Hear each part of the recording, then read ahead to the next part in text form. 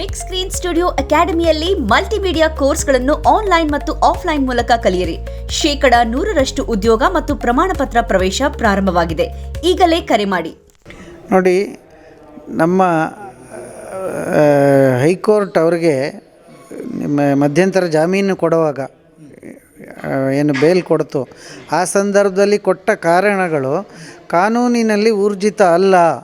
ಆ ಕಾರಣದಿಂದ ಅದರಲ್ಲೂ ವಿಶೇಷವಾಗಿ ಇಂಥ ಒಂದು ಏನು ಘನಘೋರ ಕೃತ್ಯ ಮಾಡಿರ್ತಕ್ಕಂಥ ಎಸಗಿದಂಥ ವ್ಯಕ್ತಿಗೆ ನೀವು ಅಷ್ಟು ಸುಲಭದಲ್ಲಿ ಬೇಲ್ ಕೊಡಬಾರ್ದಿತ್ತು ಅನ್ನೋದನ್ನು ಸುಪ್ರೀಂ ಕೋರ್ಟ್ ಗಮನ ಸೆಳೆದಿದೆ.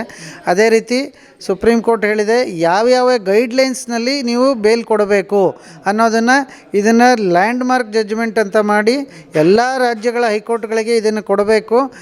ಎಸ್ಪೆಷಲಿ ಮರ್ಡರ್ ಆದಂಥ ಕೇಸುಗಳಲ್ಲಿ, ಅಂದರೆ ಕೊಲೆ ಸಂಬಂಧಿತ ಏನು ಅಪರಾಧಗಳಾಗುತ್ತೆ ಅಂಥ ಸಂದರ್ಭಗಳಲ್ಲಿ ಯಾವ ರೀತಿ ನಾವು ಯಾವ್ಯಾವ ವಿಚಾರಗಳನ್ನು ಗಣನೆಗೆ ತೊಗೋಬೇಕು ಬೇಲ್ ಕೊಡಬೇಕಾದ್ರೆ ಅನ್ನೋದನ್ನು ಸೂಕ್ಷ್ಮವಾಗಿ ಅದನ್ನು ಆದೇಶದಲ್ಲಿ ಸುಪ್ರೀಂ ಕೋರ್ಟ್ ತನ್ನ ಆದೇಶದಲ್ಲಿ ಮಂಡಿಸಿದೆ.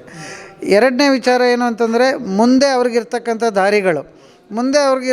ದಾರಿಗಳು ಅಂತಂದರೆ ಈಗಾಗಲೇ ಸುಪ್ರೀಂ ಕೋರ್ಟ್ ಆದೇಶದಂತೆ ಅವರು ಮತ್ತೆ ಅವರನ್ನು ವಶಕ್ಕೆ ತೆಗೆದುಕೊಂಡು ಈಗಾಗಲೇ ಅವರು ಜೈಲಿನಲ್ಲಿ ಇದ್ದಾರೆ.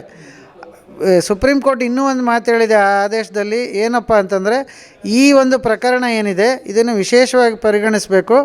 ಇದನ್ನು ಹೆಚ್ಚು ಸೂಕ್ತವಾಗಿ ತ್ವರಿತಗತಿಯಲ್ಲಿ ತನಿಖೆ ಆಗಬೇಕು, ಇದಕ್ಕೆ ವಿಚಾರಣೆ ಆಗಬೇಕು. ಈಗಾಗಲೇ ತನಿಖೆ ಮಾಡಿ ಚಾರ್ಜ್ ಶೀಟನ್ನು ಕೋರ್ಟಿಗೆ ಸಲ್ಲಿಸಲಾಗಿದೆ. ಸುಮಾರು 1800 ಪುಟಗಳಷ್ಟು ಚಾರ್ಜ್ ಶೀಟ್ ಈಗಾಗಲೇ ಕೋರ್ಟ್ ಮುಂದೆ ಇದೆ.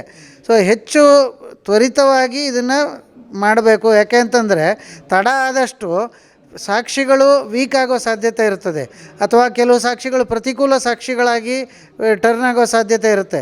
ಆ ಕಾರಣದಿಂದ ಸುಪ್ರೀಂ ಕೋರ್ಟ್ ಇದ್ರ ಬಗ್ಗೆ ವಿಶೇಷವಾಗಿ ಆದೇಶವನ್ನು ಕೊಟ್ಟಿದೆ. ಇದಕ್ಕೆ ತ್ವರಿತಗತಿಯಲ್ಲಿ ಇದನ್ನು ಸಾಧ್ಯವಾದಷ್ಟು ಬೇಗ ವಿಚಾರಣೆ ಮಾಡಿ ಮುಂದಿನ ಆದೇಶವನ್ನು ಕೊಡಿ ವಿಚಾರಣೆ ನಂತರ ಅಂಥೇಳಿ ನಿರ್ದೇಶನಗಳನ್ನು ಕೊಟ್ಟಿದೆ.